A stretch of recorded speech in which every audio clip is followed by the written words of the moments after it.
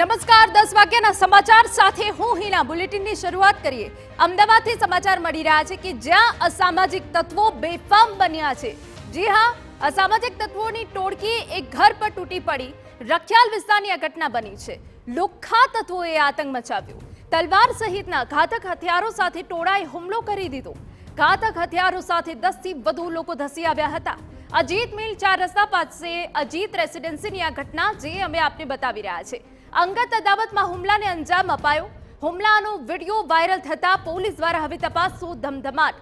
Rioting સહિત કલમો હેઠળ ગુનો દાખલ કરવામાં આવ્યો છે। પોલીસે 7 આરોપીની ધરપકડ કરી છે। પ્રાથમિક તપાસમાં જૂની અદાવતમાં હુમલો કરાયાનું સામે આવ્યું। અજીત રેસિડેન્સી ખાતે રહેતા સલમાન ખાન પઠાણ પર તેના જ પાડોશીએ હુમલો કર્યાનો ખુલાસો થયો છે। એક સામાજિક પ્રસંગમાં તેઓ ભેગા થયા હતા અને પછી જૂની અદાવતમાં સલમાન ખાન પઠાણના ઘર પર હુમલો કરવામાં આવ્યો। 10 લોકોનું ટોળું ખુલ્લી તલવારો સાથે ધસી આવ્યું અને ફરિયાદીના ઘર પર પથ્થરો ફેંકી તલવારથી હુમલો કર્યો। હાલ પોલીસે રાઉટિંગ સહિત કલમો હેઠળ ગુનો નોંધી 7 આરોપીને સકંજામાં લીધા છે, જેમાં આફતાબ સિદ્દીકી, અશરફ પઠાણ, અંબર સિદ્દીકી તેમજ એક સગીરનો પણ સમાવેશ। આ કામના ફરિયાદી તથા આરોપી બંને સુંદરમનગરમાં પડોશમાં રહે છે અને તેમની જૂની અદાવતના કારણે અવારનવાર ઝઘડા ચાલતા હતા એવી હકીકત જણાવેલ છે। આ બાબતે રાત્રે ફરિયાદી અને આરોપી એક સામાજિક પ્રસંગમાં રખિયાલ ખાતે ભેગા થયેલ, ત્યાં બોલાચાલી થયેલ હતી।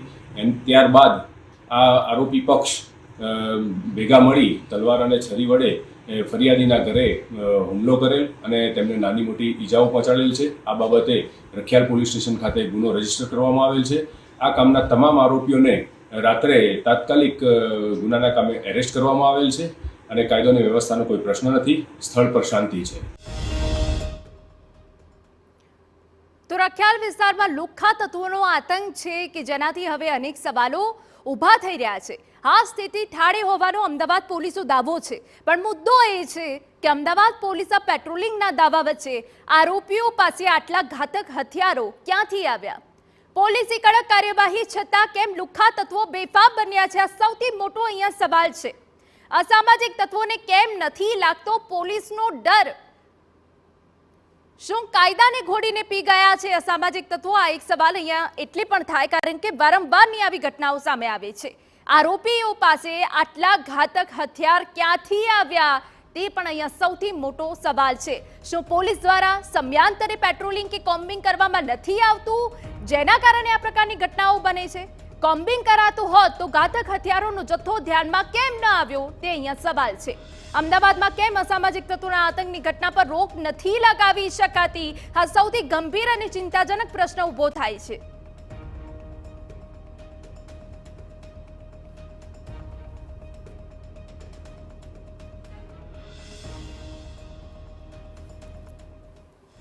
તો અજીત મિલ જેવો વિસ્તાર છે કે જ્યાં સતત પોલીસનું પેટ્રોલિંગ રહેતું હોય છે, છતાં પણ જો આવા વિસ્તારમાં પોલીસ પેટ્રોલિંગ રહે છતાં બેફામ બનેલા તત્વો કે જેમને પોલીસનો કોઈ ડર નથી અને તલવારો સાથે કોઈના ઘર પર તૂટી પડે જૂની અદાવતમાં, ત્યારે પોલીસ શું કરી રહી છે તે પણ અહીંયા સવાલ થાય છે। જો કે બાદમાં પોલીસે કાર્યવાહી કરી છે, 7 આરોપીની ધરપકડ તો કરી લેવામાં આવી છે, પરંતુ શહેરમાં જો આવી વારંવારની ઘટનાઓ બને છે તો એક ચિંતાનો વિષય છે, કેમ કે આ પહેલા પણ આ પ્રકારની ઘટના બની હતી। વસ્ત્રાલ વિસ્તારમાં બની હતી, કાયદાનો પાઠ ભણાવવામાં આવ્યો હતો, દાદાનું બુલડોઝર ફરી વળ્યું હતું, છતાં પણ આ અસામાજિક તત્વો સુધરવાનું નામ નથી લેતા। એટલે એનો મતલબ એમ થાય કે અસામાજિક તત્વોને પોલીસનો કોઈ પણ પ્રકારનો ડર નથી, એટલે જ તલવાર સાથે 10 થી વધુ લોકો ધસી આવ્યા અને રીતસરનો હુમલો કરી દીધો।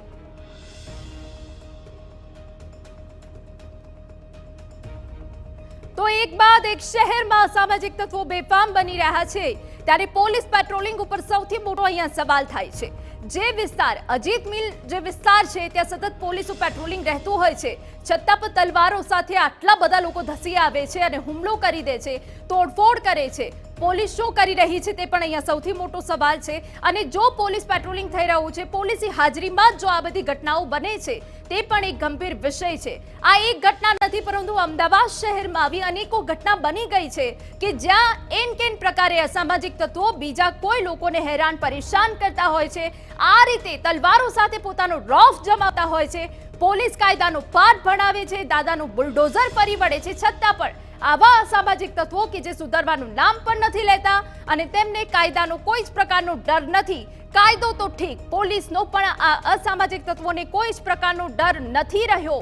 હાલ તો 7 જેટલા આરોપીની ધરપકડ કરવામાં આવી છે, પરંતુ આટલી કાર્યવાહી બાદ પણ અસામાજિક તત્વો કેમ નથી રોકાતા તે અહીંયા સૌથી મોટો સવાલ છે.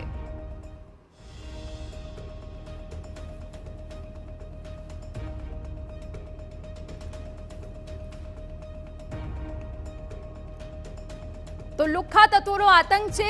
અંગત અદાવતમાં હુમલો કરવામાં આવ્યો હોવાની વિગતો છે.